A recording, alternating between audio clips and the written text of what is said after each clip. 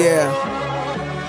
Numero UNO, me and Drizzy like the Super Bowl, man. Then it big as the what? Big as the what? Big as the what? Big as the Super Bowl. What's up, guys? Welcome back to another Warframe video. Today we are going to be diving into one of the most complicated parts of Warframe, but trust me, it is so worth it to just understand the story of this game.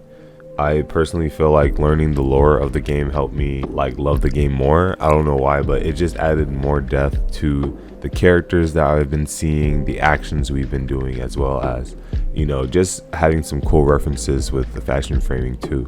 But on top of that, Warframe low-key has one of the greatest lore. But the thing is that the developers don't really make it that obvious to you know, for a new player to understand what is going on with the story.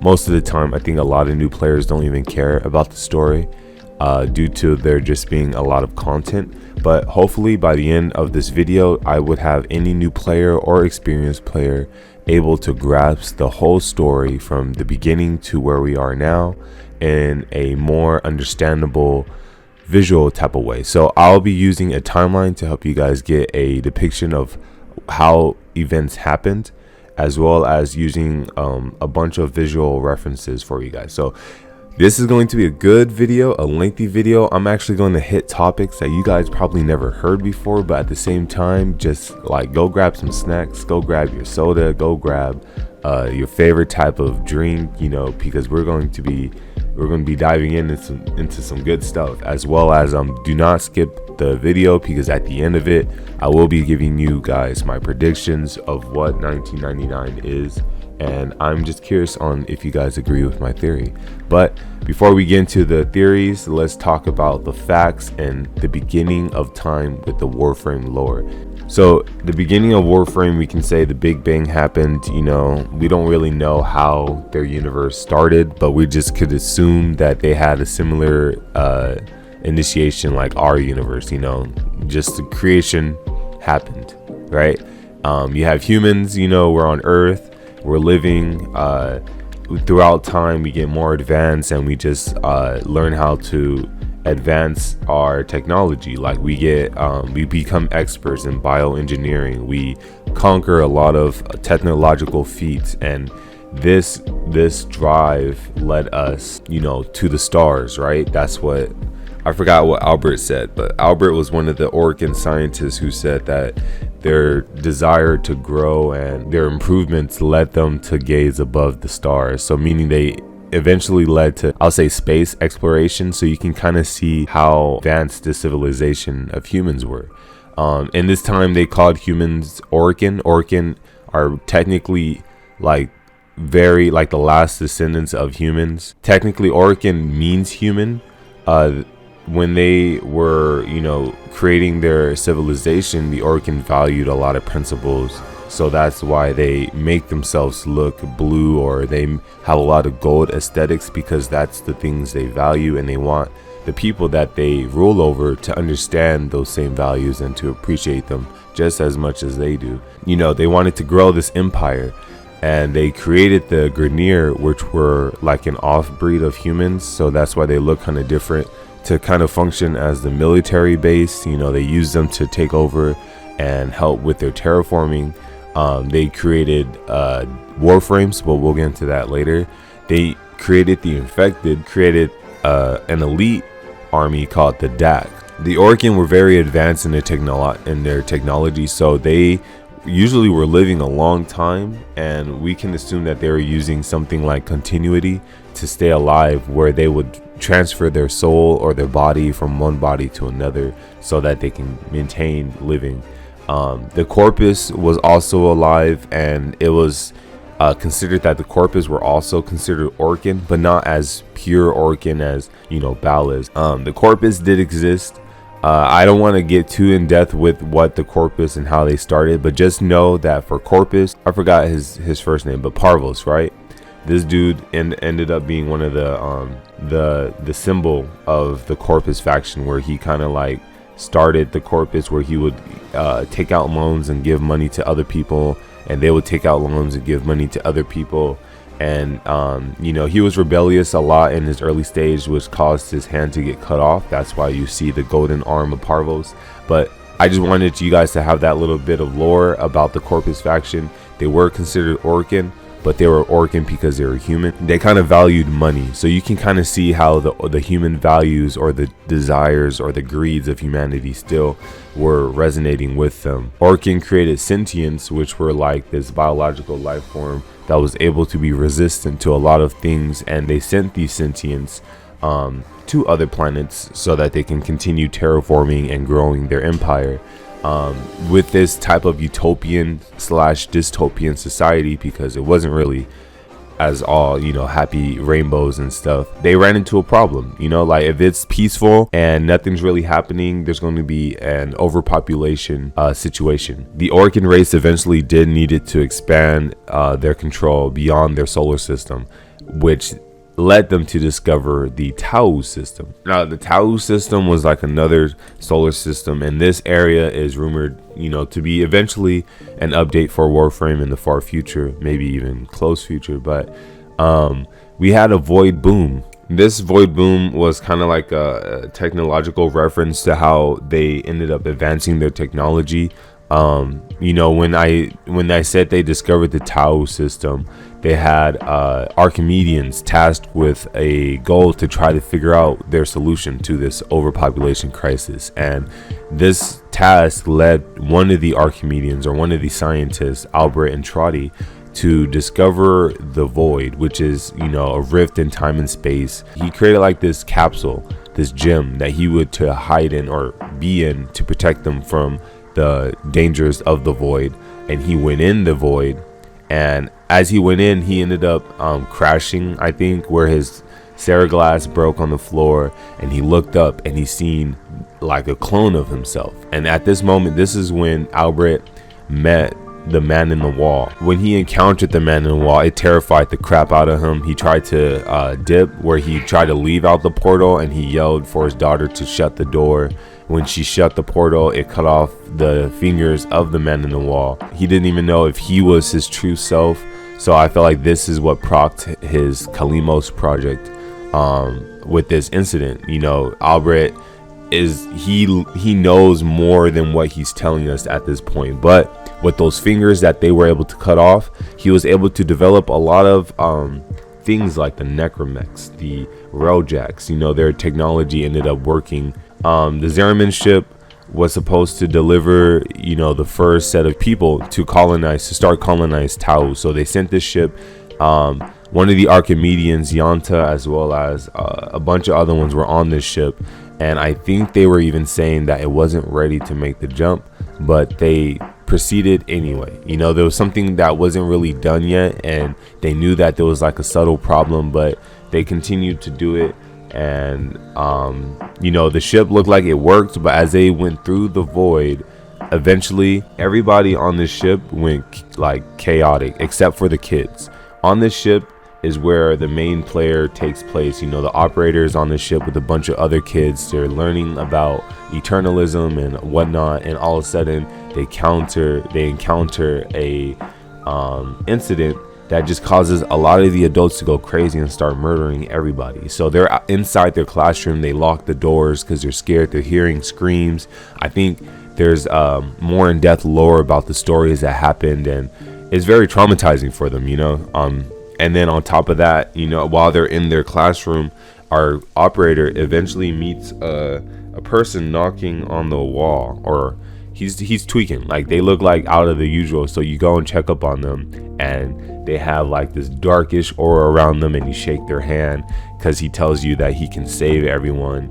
And when you shake your hand, there's this cutscene that looks like the Avatar: The Last Airbender, like you're meeting all of the previous avatars. I feel like this was a reference to like all of the alternate realities that our operator exists in. But you ended up shaking the hand with him. This allows your ship to eventually become discovered again as it comes back. They realize that everybody's dead, and they see that you're there, and you come back with very special powers from the void. The man in the wall refers to our operator as the void demon, or the void child, right? Because after this, we have void powers.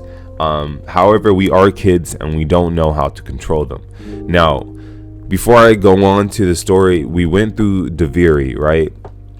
Or we went through the portal, the void. Now, when we went through this portal is a rift between time and space, and with theories of eternalism, you can kind of like, as you learn more about the void, you come to realize that legit, if you are a victim in the void, your imagination can come to fruition, right? So when the Zerman had the void incident, I feel like at that point is when Deviri started, right? There was like a rift between a multiple timeline, as if our ship was never discovered, right? There's one where going through the void, we do meet the man in the wall, but then going through that rift could disrupt our own timeline and our own reality, to where it created another ship that didn't have the incident, or that wasn't saved. And that's where the drifter came from. He was on the ship where the situation never was, he never met the man in the wall. But however, he did try to like hide, and he had a story called Deviri Paradox, or I don't know if that's the name of the book, but this operator would read this story and know the story, and this story kind of like became into reality, and it became Deviri Paradox, and that's where the ship was stuck.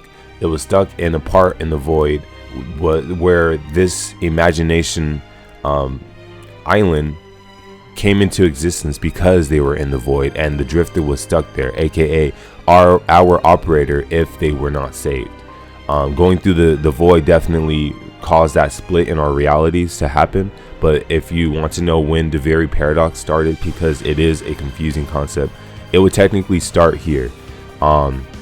He doesn't have the void powers. He never was in cryosleep, so this explains why the drifter was a lot older than our operator, because he was in Deviri Paradox at this time. So just keep that in mind, that there is another alternate form of us that's stuck in the void, and he's aging.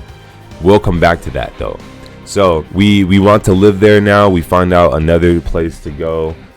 They send the sentients, right? The Orkin created the sentients, which are really resistant to everything, and they send them to the Tau system. The sentients eventually realize, all right, they're destroying their own solar system. So I don't know if the crazy thing is too, before I get into the Deviri Paradox, is that the story of Deviri was actually created by Albert's daughter. Ended up visiting Deviri Paradox at one point, right? He ends up going there to kind of like check it out, and he kind of sees that Deviri Paradox can kind of serve as like a safe haven to fight against the void.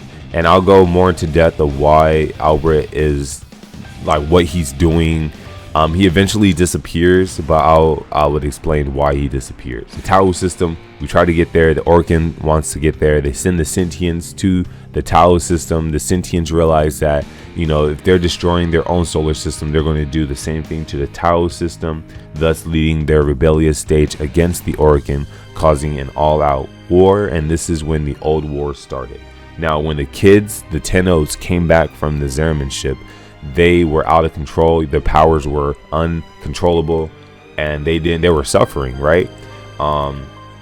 If you kind of want to see like how the suffering was crazy, look at the caviar when you playing Albert and Trotty's when you're playing the Whispers in the Walls. Like, they probably were suffering on a higher level than that, but they ordered this Orkin person called Margulis to be in charge of them, and Margulis ended up placing the kids into like cryo sleep almost, because that is how they were able to kind of limit their powers, and they probably sealed a lot of their memories away so that they didn't have to suffer as much with their powers.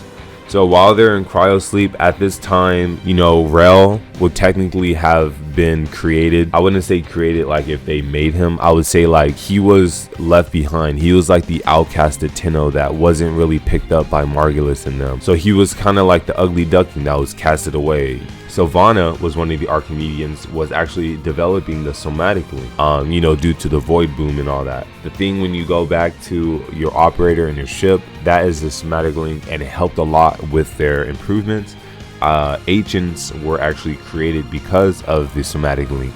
A lot of the DAC soldiers and the corpus had like these abilities to connect their thoughts and their brain to other soldiers, so that if a soldier were to get their arm cut off, they would feel that and they can heal them, they can take away the pain.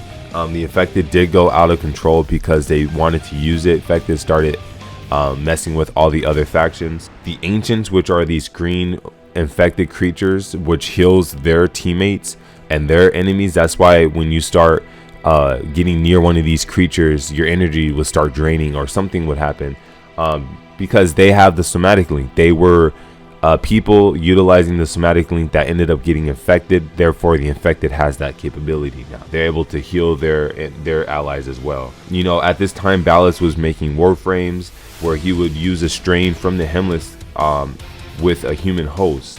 The thing is that the human hosts were never able to control themselves. I would assume because the Infected would reach the host's mind and therefore just take over and make them go rampage, right?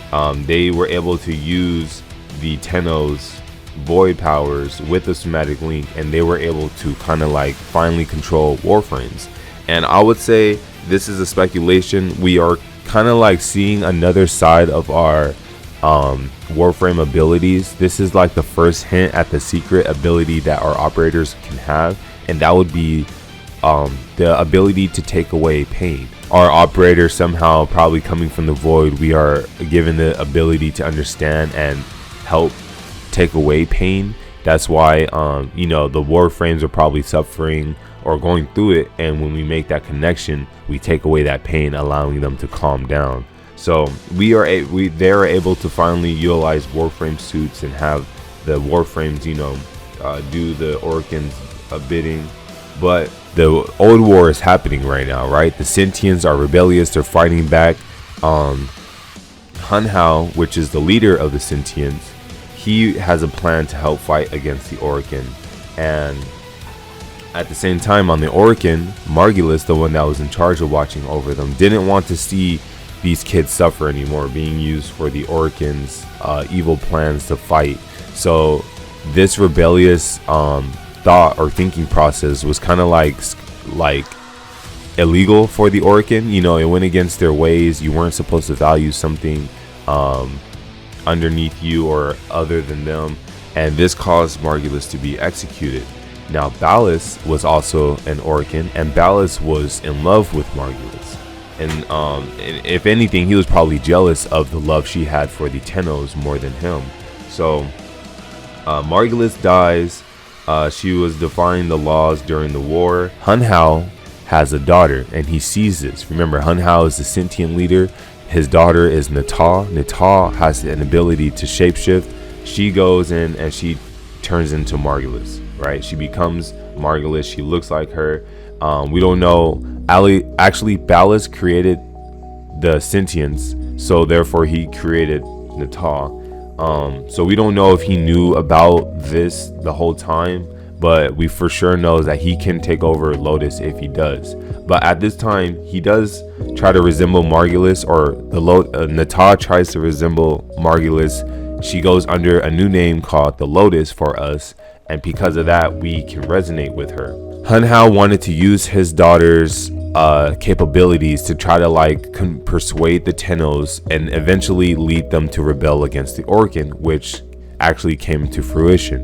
The Tennos rose up and they slaughtered a lot of the Orcan people. Some went into hiding, others were dead. But this would be the creation of Stalker's revenge. Stalker probably doesn't know why the Tennos did what they did, but his main mission is to take revenge on them for killing out the Orcan, which is cool because at this time I don't think Stalker knows that Hun Hao was the one who devised that plan in the first place. And I think after they won the war, the Sentients flew to the Tau system. Hun Hao fled. Ballas disappeared, and I believe the Lotus put our operators into sleep. If anything, she even hit the moon where our operators were sleeping in the reservoir, in the void, so that it doesn't become discovered until 1,000 years pass by, right?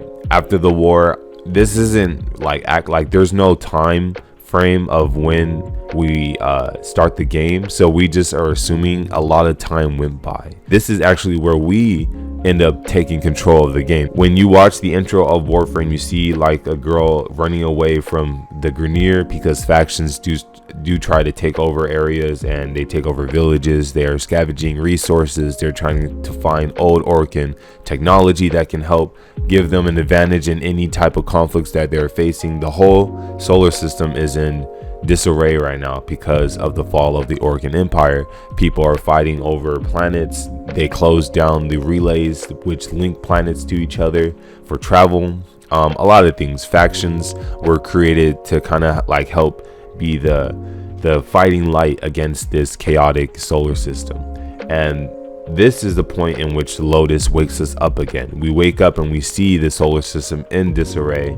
She leads us back to our ship where we meet our friend Ortis, and they start to give us, you know, some starter quests to get us back into the groove of our capabilities. You know, we're like a space merchant now, trying to restore balance to the solar system. So we have our introductory missions. We have like Saya's Vigil. You go to Cetus. You're basically learning the 3 open worlds, and you're doing syndicate missions. Syndicates are like groups of people that are on certain planets where they have their own quests and their own shops. So in the beginning of Warframe, you're kind of like doing that. You're getting to meet people. You're going through the beginning parts of the star chart like Earth, Venus, Mercury, and you're doing this until you get to Jupiter. And Jupiter is where you meet Alid V, and you learn that this Corpus dude, aka Orcan, is trying to experiment. And you know, I think he took Mag. I felt like he killed Mag, but he was experimenting with Warframes to create like Corpus proxies. So we went to Jupiter and we stopped him. So that happened. After you go to Jupiter, you're eventually going to head over to Deimos, and Deimos is when you get a little piece of like some juicy lore. You meet the Entrati family. When you get to Deimos, you learn this is like the 3rd open world of the game, but you try to help them out. I feel like the heart of Deimos was struggling and they needed saving, so you go and help them with that, because I feel like the heart of Deimos is kind of like the main source of all void energy. So if that were to be destroyed, I think any connection to the void would also be destroyed in their reality as well. So that's why it was very important.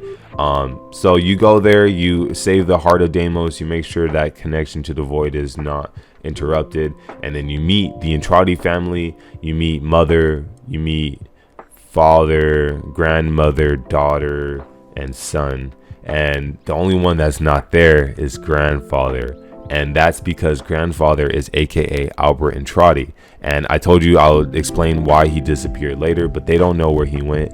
But you meet the family. It's cool because grandmother does teach you a story about the night of Nabarus, and it's like you see grandmother's storytelling skills, and then you look at her daughter, which is, you know, the daughter of Albert. She also created the Deviri story. So it's like, it's cool that you see like character traits from their families being passed down. Like, oh, the mother also does storytelling, and now the daughter is. But then now it's like, would the grandmother's storytelling, like the Night of Nabarus, would that ever come into fruition if she were to be in contact with the void, because of that creativity mindset and how the void can personify or give creation to whatever you're thinking of? So that's cool. I don't know. Maybe we might see those 3 Orcan creatures become bosses later if the grandma ever goes into the void, because the grandma is the wife of Albert, so she has to have some significance. But you meet the family. As you pass up Deimos, you get a strange signal from Uranus, and Lotus tells you if you can go study it and analyze it from a drone. So after you do your things on Deimos, you're going and completing your star chart even more. You should be on the left side now, and you're heading towards Uranus. Once you get there and you scan the drone, the Lotus gets scared and she dips. You know, she doesn't, like, we don't know why she left, but she left us. At this point, Teshin, which is, you know, he used to be one of the Dax soldiers, but he rebelled, and he's kind of like anti-Orcan. Like he's very rebellious, but he becomes our AKA master, right? And he ends up like taking over, and we continue our star chart, right? We're going through the bottom planets at this point, and then she comes back. Like the Lotus ends up coming back, and she tells us to stop Tayo Rigor because she gets scared when she found out that Tayo Rigor is actually trying to uncover Hun Hao's tomb, which kept Hun Hao kind of sealed, you know. So she's like, go stop that dude before he opens that tomb. And we rush over to Hun Hao's tomb on Uranus, and we find out, as we go over on this mission, we find out who the Lotus really is. We find out the history of Natal, and we go and we try to tell Lotus like, hey, stop running away from your past. We know who you are now. Come on, let's go fight Hun Hao together.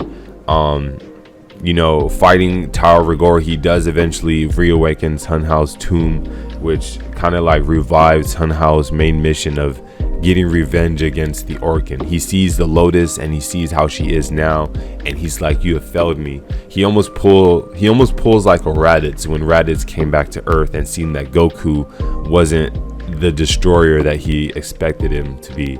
That's what Hun Hao did with Lotus, and he has like his remnants kind of like spread beyond these other sentients. So imagine Pain and Pain's little allies, or no, imagine Nagato and Pain. It's like that, you know. He wants to take revenge on what happened, so he wants to kill the Tennos. Technically that was his main goal, is to kill the Tennos. They're like legit the only weakness to the sentients. So he's looking for the womb in the sky, aka the moon, which I told you guys earlier that the Lotus hid. After we learn about Hun Hao's revival, we want to go hunt down his sentience that kind of like has his remnants, so we can learn what is Hun Hao trying to do now. So the Lotus tasked us to go look for one of these sentients. We destroy it, and it was a setup because Hun Hao was using us to lure us to eventually find out where the reservoirs were being kept, and he ends up finding the location of the moon because it was a setup. And the Lotus gets scared and tells us that's where the reservoirs are hiding. So she creates a portal, she sends us to the moon, and we're basically racing at this point to get to Lua first to find our bodies. So we eventually find the true nature of ourselves. We find our operator, right? It's sleeping in the reservoir. At this point, you take your operator, you come back to the ship. But remember, I said it was a race to the moon to get your body, right? Because Hun Hao wanted to kill it. At this point, Hun Hao met the Stalker already, and Hun Hao gave the Stalker a weapon called the War, which I believe was made from pieces of himself. But this weapon was like Hun Hao's bridge connection to the Stalker to help kind of like motivate Hun Hao's desires onto the Stalker. So the Stalker was out here chasing us, trying to stop us. So we get our body, we get back to the ship. The Stalker eventually follows us, and he gets onto our ship, and we're fighting the Stalker, and the Stalker is like whooping our ass. He actually stabs us, you know. With our last final efforts, we kind of like try to pull the sword out our body, and we break the sword, which becomes the Broken War, which is a weapon that we end up keeping as like a tribute. But we break that sword, and that sword kind of like breaks the hold that Hun Hao had on the Stalker, and it kind of like dazed the Stalker, where it just made him flee. Like he just left after that. So that kind of like saved us on our last dish out, and it's understanding why we didn't die, because it was just a Warframe suit. But now the Stalker left our ship. We have our real body. At this point in the game, you start customizing your human person, your kid. You're a kid because you've been in cryo sleep for so long, and you know how that can maintain your age as well. So we look like we're 12, but in reality we're probably thousands of years old. After that happens, you know, we are finally reunited with ourselves. We're still using the chromatic link to control Warframes, but now we have our person with us. And then the Lotus ends up getting a disturbance on Lua, so she sends us again to go check out what's happening on the moon. But then we get a call from Teshin saying to stay away, but we don't listen. We still want to find, and we track that Teshin is on an asteroid, aka the Kuva Fortress. So we don't know where this Kuva fortress is. I actually think this is probably one of the last planets that you go to in before you start the Steel Path. But you're on the Kuva fortress, and this is like a Grineer base, like a heavy Grineer base. And on this base are these people called the Queens. The Queens are probably one of the rarest only female Grineer people that you would see.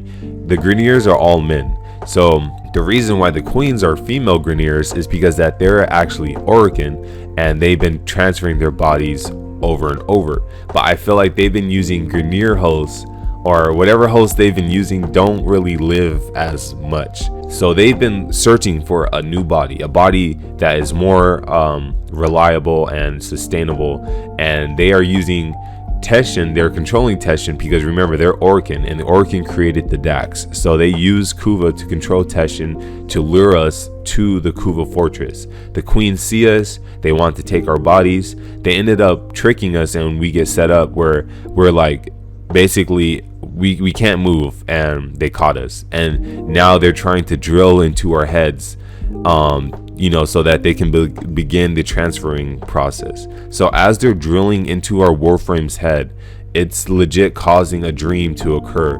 And you learn that Margulis actually sealed our memories away to help limit our powers, because they were suffering for the Tennos. So Margulis kind of like sealed off our memories, but as we're getting our Warframe drilled in the head, it kind of like re-triggered and broke that seal, which allowed all of our memories to come flooding in, and it upgraded us. Like, we no longer had to use the somatic link to control our Warframes. We now have the ability to use transference, and that broke that bond that we were in, and it saved us. We were able to kill the Queens, and killing the Queens ended up knocking the delusional state out of Teshin.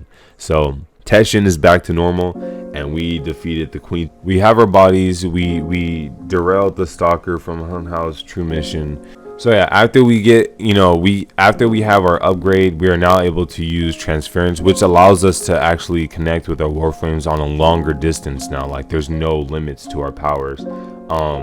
We end up doing a lot of more quests that kind of like utilizes this boost. You don't personally get a boost, like you don't get no attack increase with your Warframe, but lore wise you do, and you get set with more quests to do, like the Deadlock Protocol and the Rising Tide. Now this one is more connected to the lore because you get sentient disturbances in the Vel Proxima. So we are tasked to start building our own Railjack so that we can head to the Vel Proxima and fight any sentient anomalies.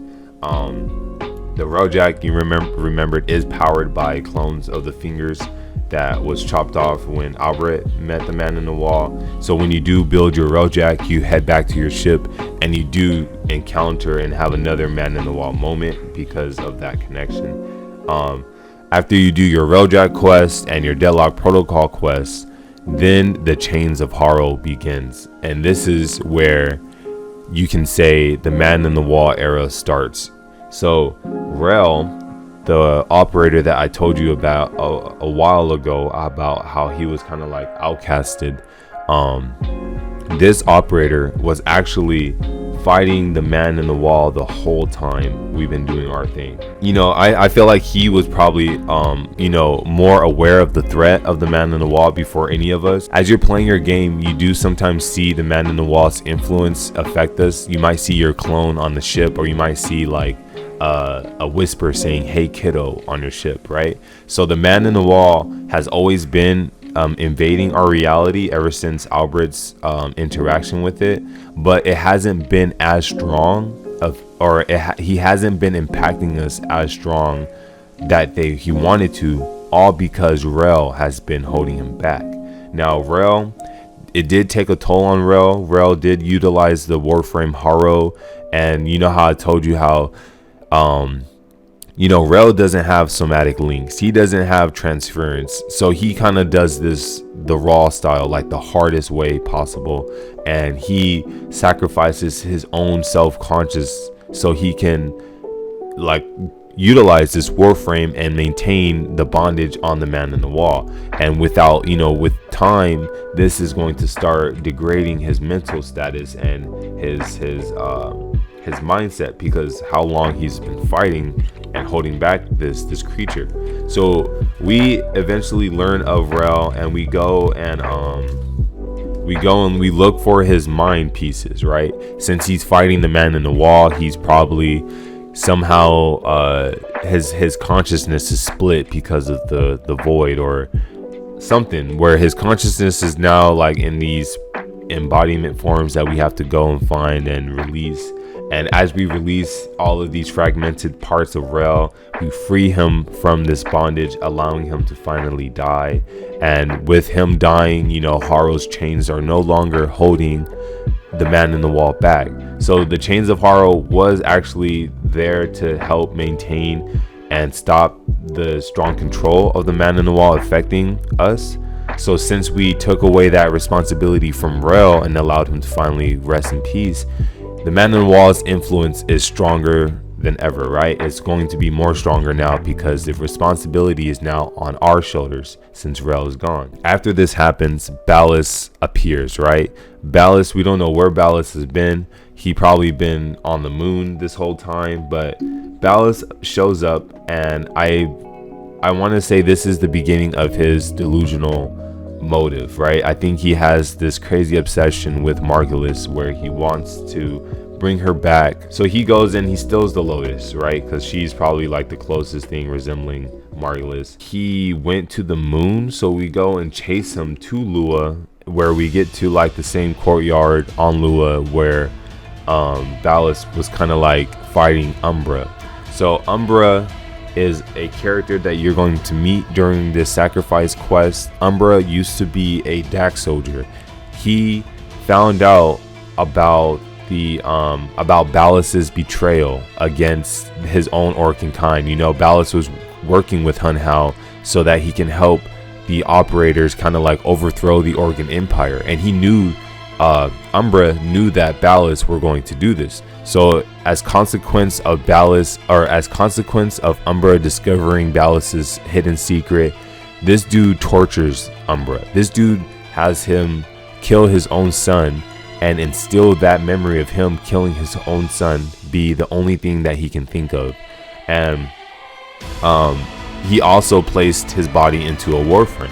But doing this was also a breakthrough for Ballas and Warframe Creations, because he was able to create a Warframe without the somatic link, utilizing a human host that actually can control the Warframe suit.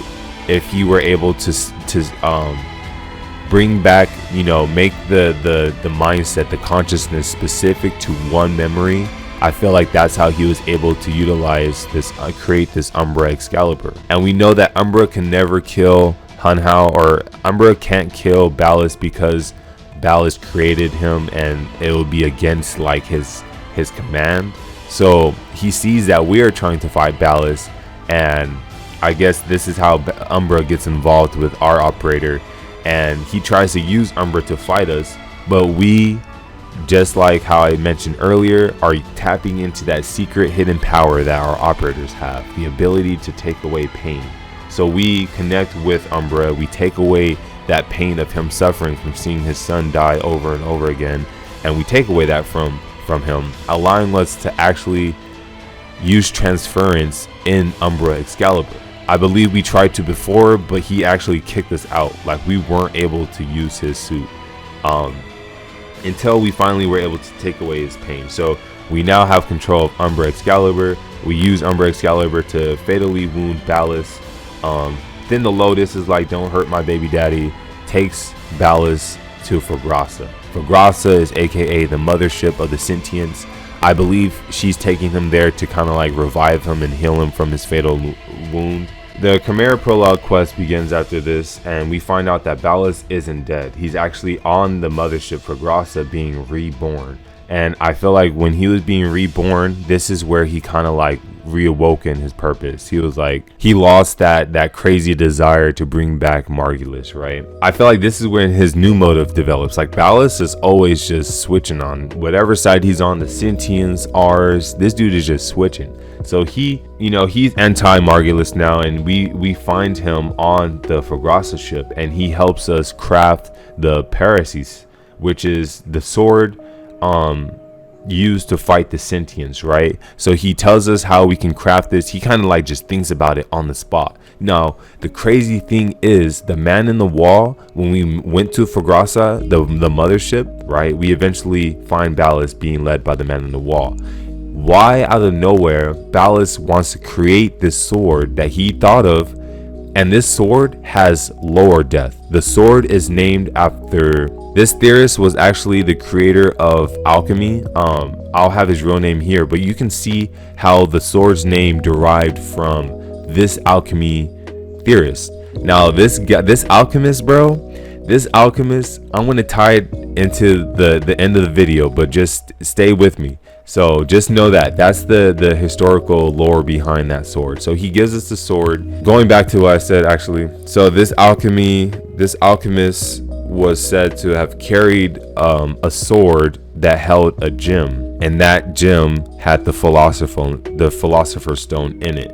And this gem allowed the sword to cut through any material. So that's why the Parasis is like that sentient slayer, because the sentients are resistant to everything, yet they have this sword that they're weak to, because the sword can cut through anything. So it's like that reference is there, We'll come back to this thought, so just know that he teaches us on how to build the sword. Once we go back to the ship and we're trying to build the Parasis, we get hit with this flashback of seeing Era.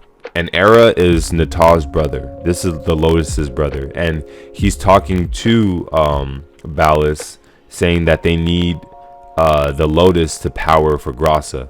Since the Lotus very much resembles their mother, I feel like she has that connection to the mom, which was like the source of the ship. So that's why they need Nata to power Fragasa. It's also stated that Fragasa had the ability to swallow the sun, which would give it enough power to actually make the leap to go to the Tau system.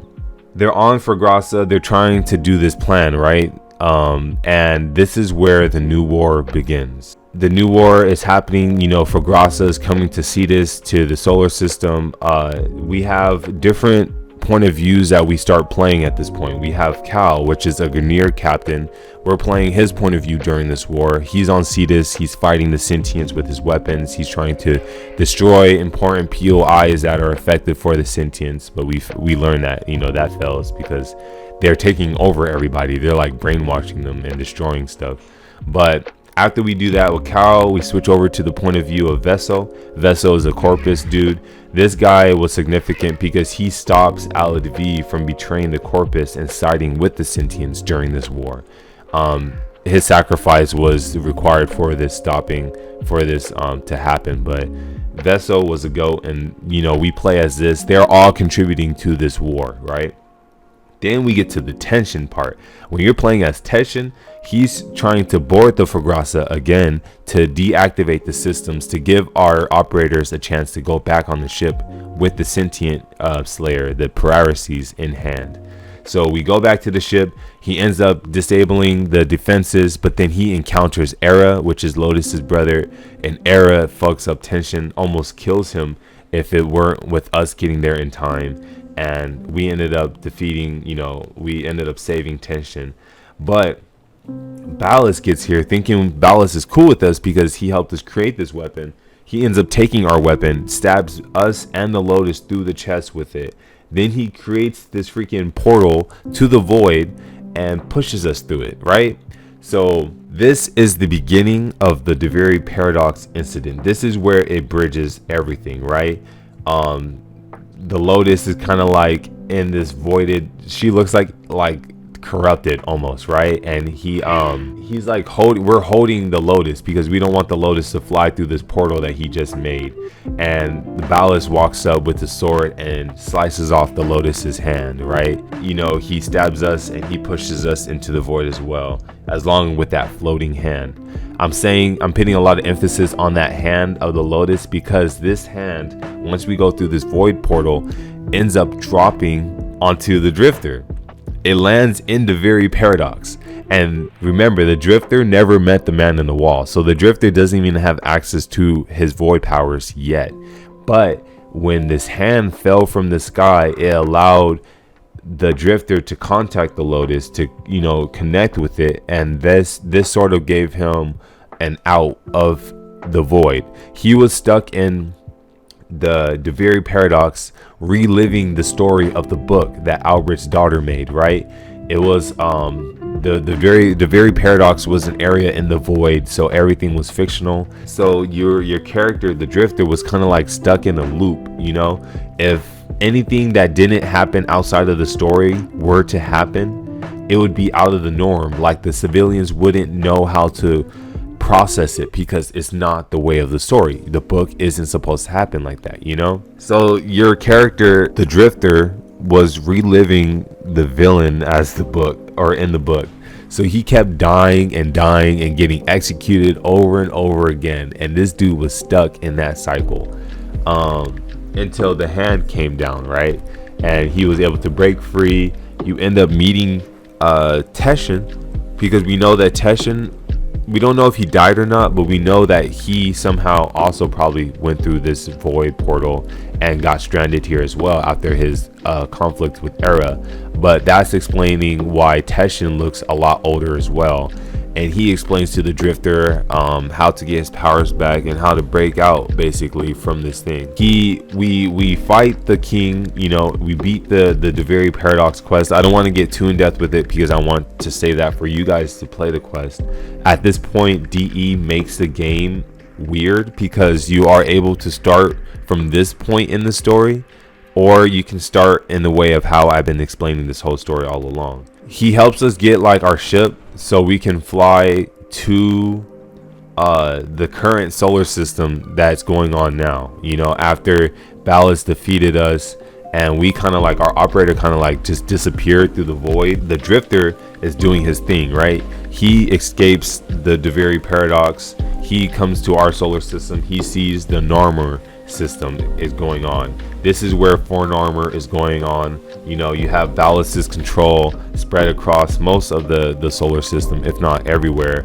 And a lot of people are like kind of being brainwashed because they have like these helmets on them that we're trying to like, it binds you to the will of Ballast, so you obey him if you have this helmet on. So we're playing as a drifter at this point because our operator is AFK. The drifter is trying to find the archons, right? We learned that the Lotus is in the sentient broken up state.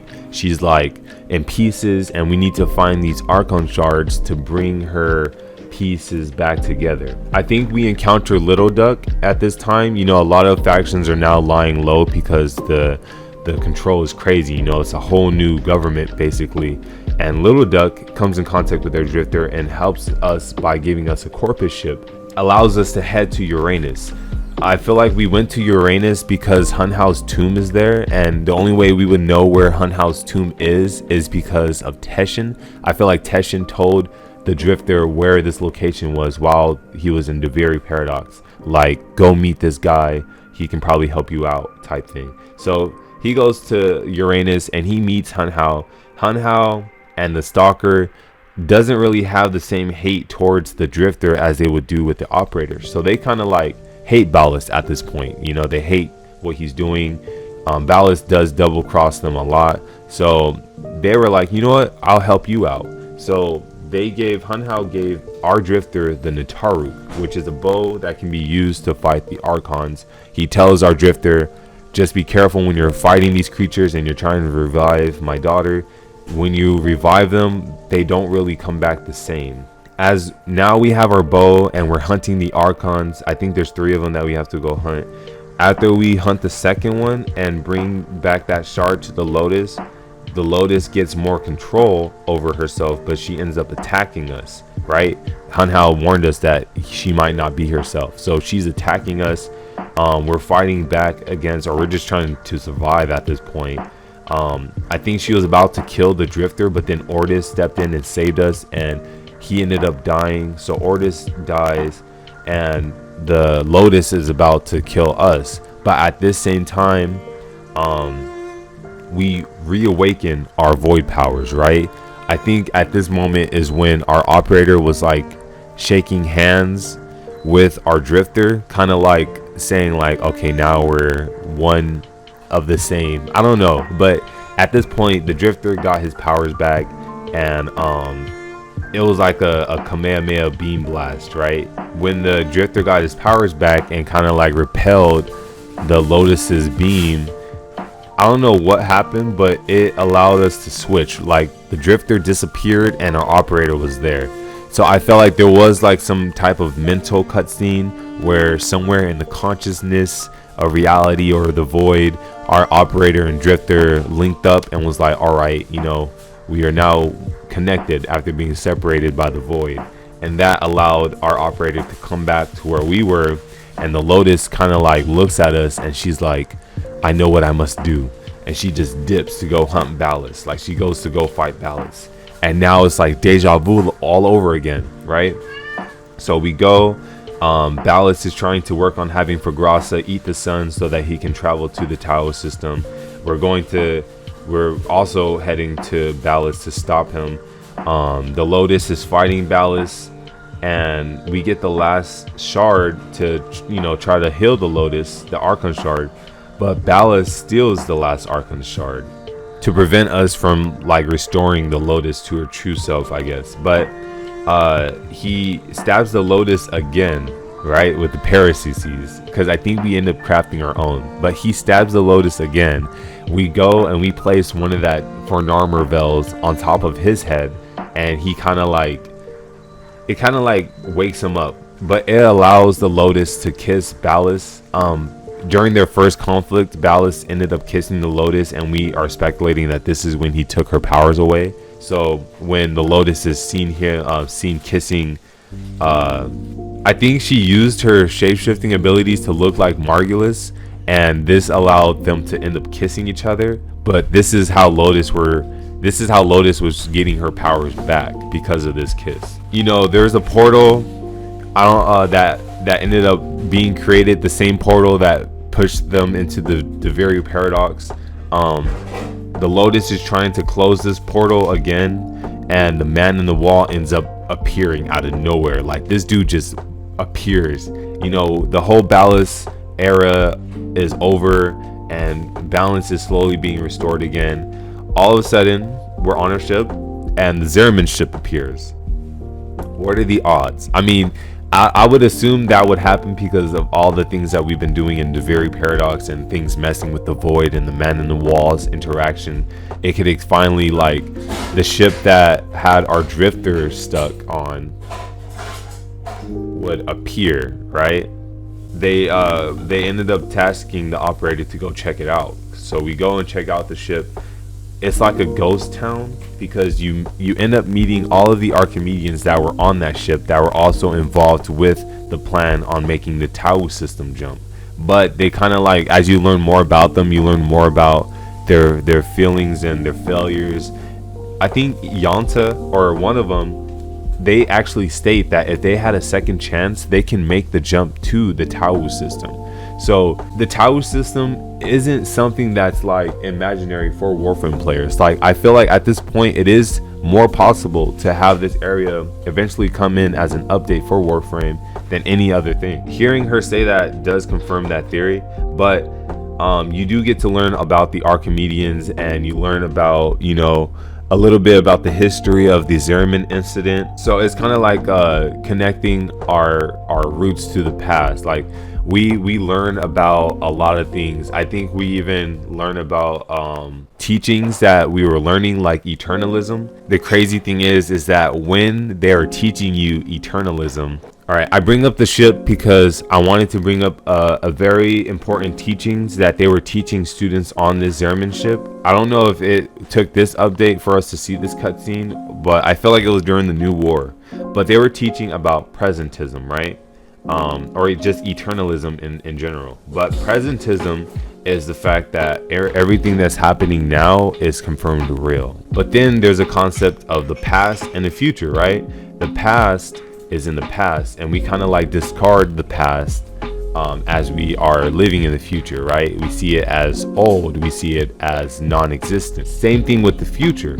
The future can seem less real than the past because the future hasn't even happened yet. If you look at those two concepts of the future not even existing, but it is existing, same thing with the past. And even when they were teaching us this, they showed a cube, right? A cube with 6 sides. This can explain how the universe kind of like is, right? Try to imagine the cube with 6 sides as different players, right? There's different operators. So if you're on the lower side where you think, oh, multiple operators and Tennos and Warframe players can't exist, it doesn't fit the lore, you can use this cube of eternalism to explain why are there so many other Warframe players, because each side of the cube can represent a different alternate reality of our Warframe player going through the time. So after we leave the Zerman ship, we head back to our ship and we learn about this radio call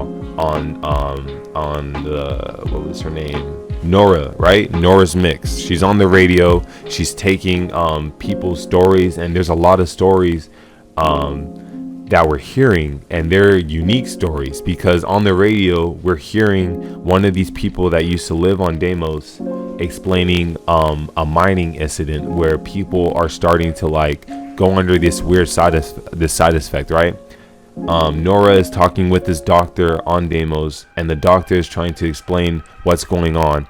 He has people coming in where their nails are all cracked up and bleeding, and he comes to find out that the miners are starting to mine with their fingers. Like I lied, they're not on Deimos. I don't know if they're on Earth, but they're on another planet. But these miners are clawing with their fingers to dig, because they're trying to dig to something. When the people will bring in these patients to this doctor, they will look completely fine, right? But then when the wife of the patient left the room and the doctor turned around to check on the patient had this giant smile, like, there's nothing wrong with me, I'm fine, right? And the doctor will look at the fingernails and be like, I mean, okay, if you say so, and will send them away. And he thought it was nothing until he started getting more and more patients with the same symptoms. They would just smile until he went to go check out the situation himself. So he went down there and he seen all of these people just digging, and they all had like this smile, right? And you can already know this is the influence of the man in the wall. And he was telling Nora on the radio that they weren't digging for something. They were digging to get to someone, to get to somewhere, to get to Deimos. So something was happening on Deimos. The man in the wall was causing people to do this. It was reacting. You can see how the influence of the man in the wall can affect their reality. So it caused us to head to Deimos to see what's happening. We're almost done. Thank you guys for listening throughout all this. Thank you guys for just sticking throughout the video. I know it's a lot, but I hope I'm explaining this in a very like linear way on how you can see how these series events unfolded. But as you can tell from hearing that distress story, we head over to Deimos. We head to Deimos. We ended up meeting up with Lloyd, and Lloyd's trying to give us the rundown of what's happening. There's an area on Deimos that is we're unable to get to this point as our Warframe because we only could walk through it in our operator form, right? So that room is now open for our Warframe. So we go into this room and we see like a portal. It's a void portal, and there's requiems all across the wall. If you're doing your tenant sisters and your Kuva liches, you're going to know what these symbols are because we need them. These symbols are in fact terminologies from the man in the wall. that were deciphered from Albert and Trotty, and each of these symbols were actually explaining a piece of the story of Albert and Trotty's encountering with the man in the wall. Lloyd is telling you that the Kalimos project has begun, and all of a sudden the portal ends up closing, and this functionality happens where it opens the doors, like the walls start rising, and you learn that Albert and Trotty's lab was behind these walls this whole time. And it's like a whole nother open world underneath the Deimos, where this lab is humongous. So you're going through the lab, Lloyd is leading you through the lab, you're fighting some of the defense monsters that are there to help, you know, fight against any threats. But you learn to see that the man in the walls hold is very strong here, and it's growing. And this is when you first come to the point that the threat of this man in the wall is very serious, and it's invading this lab first. So as you are going through this lab, you're kind of like hopping between the realities of the man in the walls creation as well as Albert's lab, because it's kind of falling apart. But that's why you're here. You're here to restore this balance. You're here to help fight against this entity. But Lloyd, the robot, eventually leads you to this capsule to where you reawaken the real Lloyd, the Lloyd that built the robot that we're speaking to now. And this Lloyd, the real one, is so human. It kind of throws off the graphics a little bit because you're not used to seeing characters like him. He kind of looks like he's from Metal Gear Solid, which is funny because they do use Easter eggs from that game as well. But you have Lloyd, and Lloyd is the scientist, aka Albert and Trotty's lover. And Lloyd is telling you about the tea. He's giving you the rundown of everything that's been happening and what's really going on and what we need to do now. In Albert's lab, we kind of like help prevent the man in the wall's control from spreading beyond the lab. So we're right now fighting to resist it. This brings us to Warframe's latest update, right?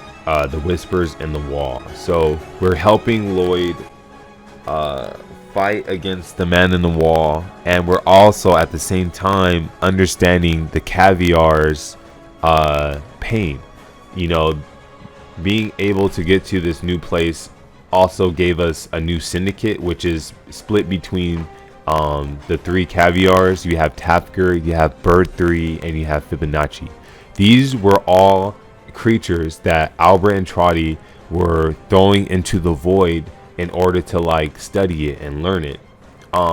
Before I explain what we're doing now, I would have to explain really fast what Albert and Trotty did and why he disappeared. So after his encountering with the void, and after he made all of his inventions and, you know, the Zeramin ship and whatnot, he ended up disappearing due to the fear and the knowledge of him knowing that the man in the wall is hunting him. In his lab, he would throw things into the portal like multiple times, and they would always come back dead. So he was trying to see how did he come back, you know.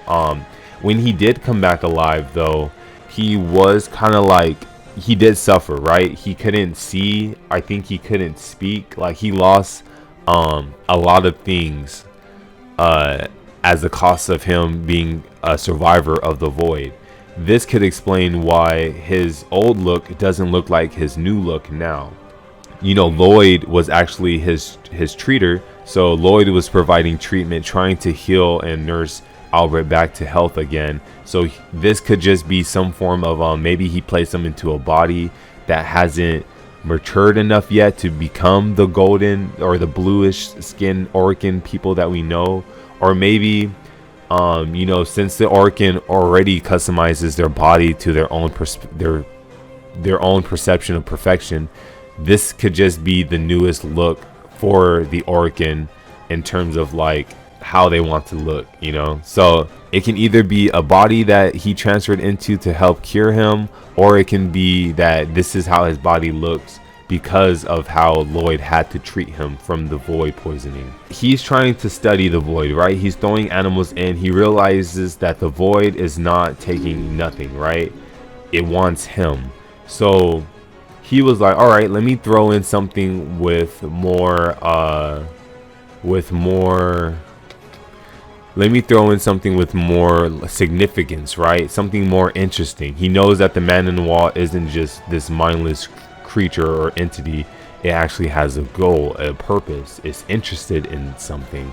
So he sends him one of his prized possessions, the Kalimos, which is like a rare species of cats that the Orokin valued, that he valued. And he sends his only last 2 pairs into the void, as well as a bird and Fibonacci. So if you look at the creatures, you have a fish, you have a land creature, and then you have a sky creature. So I think it's cool how he gave him the concepts of the sky, the earth, and the sea. The man in the wall actually instilled consciousness onto these creatures. It's like you sending your cat into the void, and all of a sudden your cat comes back hella intelligent, because the man in the wall gifted him that mindset now, right? He gifted him the ability to be able to understand. And what he did is that he gave those 4 creatures the ability to understand existence, that they were alive, that they can understand anything, the knowledge, they can talk. And then at the same time, he gave those creatures the understanding of fear, of death, of everything, that they can be terrified. And this freaked out the fish. Like, the fish was freaking out. So he tried to get the man in the wall out of their ship, or whatever they were sent into the void with. And this caused one of the cats to also fly out into the void. And when they came back from this trip, it was only 3. It was Tafker, aka Tag for Disposal, because Albert knew that these creatures might not come back alive. Bird 3 and Fibonacci were the only survivors. They came back talking. They came back pissed because Fibonacci did something, and now Tafker has this mindset of where he can grief something, like he can grief things and people that he loved. But they don't know that they didn't think like this before they went into the void, but they were also dying. So when you're talking to them while you're doing your missions, they seem very depressed because they are dying from void poisoning, and Lloyd is trying to figure out a cure to save them, right? He feels guilty. Albert didn't kill them because he also feels a mixture of guilt of sending them to that. At the same time, he feels a mixture of proudness because he's like, these are the first creatures I sent in that came back alive. I can't just kill them. So he kind of feels obligated and guilty and responsible for them. So that's why they're still alive. We ended up meeting them. I don't want to spoil what happens, but aka Albert knows that the man in the wall is still chasing him. So somehow this dude Albert is able, or was able, to go into an alternate reality, aka Warframe 1999, and hide there. So his goal was to destroy his body in our reality, to break the link so that the man in the wall cannot follow him to Warframe 1999. There is probably a key in that reality that can help us fight against this place. People were speculating that maybe Warframe 1999 could be served as a base, just like how Duveri Paradox can be a base to fight against the void, because the Duveri Paradox is above the, I forgot what they call the area, the Undercroft, right? The Undercroft is kind of like getting closer to the void, where people don't really, the citizens of Duveri don't go there because it's very like dangerous. So Warframe 99 could be that, or it can be this alternate reality that was broken or weakening due to Albert's interaction with the void. But somehow this dude is now in another reality that reflects Dark Sector, which is Warframe's first game, and he awaits there for the chosen operator to help proceed and complete his plan to help him fight against the man in the wall, we're presuming. You can see in the trailer that you learn that Albert and Trotty was like, okay, if we can use transference on a Warframe to fight against the man in the wall, what if we can use transference on something bigger, right? So he ended up creating these giant vessels, these giant vessels that allowed our operator to use transference and take control so we can fight against the man in the wall. So I don't know if eventually we're going to be able to be these giant creatures, but you can see that when we used it, we ended up also warping into the Warframe 1999 era, where our mindset kind of like bridged a link with maybe ourselves in an alternate timeline, but we ended up taking over the body of Arthur, which is a reference to Hayden Tenno from Dark Sector. But we're Arthur, and Arthur is this new character that looks like he's Excalibur, but he has no helmet. He's a human head. So we're playing around as this character, and you're walking down the subway and they're saying we need to find Dr. Andrade. It looks like a whole alternate reality, right? On the subway posters, there's different games, and these games were all previous games that the DE has made in the past. And if you look up these games, each one of these games, the setting is some type of virus is trying to take over because some guy wants to create some sort of utopian society. The virus strain affects one individual that allows that individual to unlock hidden powers, and they use that person to fight back and save the day. So that's like the general storyline of these games, of all of the games of Dark Sector. I forgot the other games they had, but legit, if you read the quick synopsis of what the game's plot is, they all are similar to Warframe. So I don't know if it's just like this Warframe 1999 is like a bridge between similar realities to ours, and this reality is just the closest to us, but it would also support their theory of eternalism, of how everything is happening at once. Everything that could happen is happening, and if you can't see it, it doesn't mean it's not happening. So there could be this reality or multiple realities of a story of Warframe just being told in different aspects. You get to find a girl that's helping you, and on TV you hear like Mag's ability sound. So it kind of like assumes that the girl you were talking to in this point also is wearing a mag suit. It's the creatures that we first come into contact with. We're fighting some form of technocytes, and we ended up meeting Dr. Andrade, right? He's walking down the stairs and he says, "You're too late." And the man in the wall smile kind of like takes over. And I don't want you guys to think that saying the man in the wall took over Albert, or Albert right now is the man in the wall. But Albert, the link, that, because remember, we use transference to get to that part where we're at now in the 1999. The man in the wall just interrupted that link. Almost was like I'm gonna cut off your connection right now, and ended up kicking us out of Warframe 1999. So after that, we were like, all right, so we have to somehow jump into a time that was before the man in the wall can kick us out. But as we go back, the man in the wall also gains access to one of these colossal titans, and you would fear that he will start dealing damage if he gets control of one of these things. But we do something very unexpected. Like, even the man in the wall didn't expect this, but we don't punch it. We ended up like crevicing its chin, almost like if someone was crying and you just place your hand on their cheek.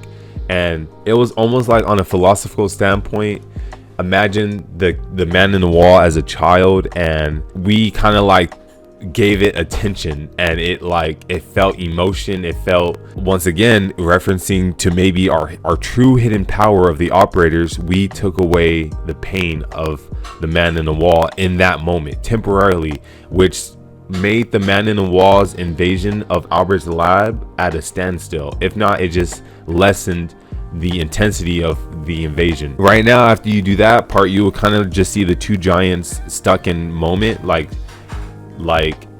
it kind, I don't know if it put the man in the wall on a pause, but the man in the wall now know that we are trying to go to this alternate reality to do something, and it does not want us to get there. So that's where we're at right now. We're trying to head back into the man in the wall, but we can't truly know how the story is going to take place until we wait for the update coming out in March called Dante's Unbound, as well as, you know, TennoCon this year, which might release Warframe 1999. But this update is coming out this year, where we get to learn more about what's next in the story.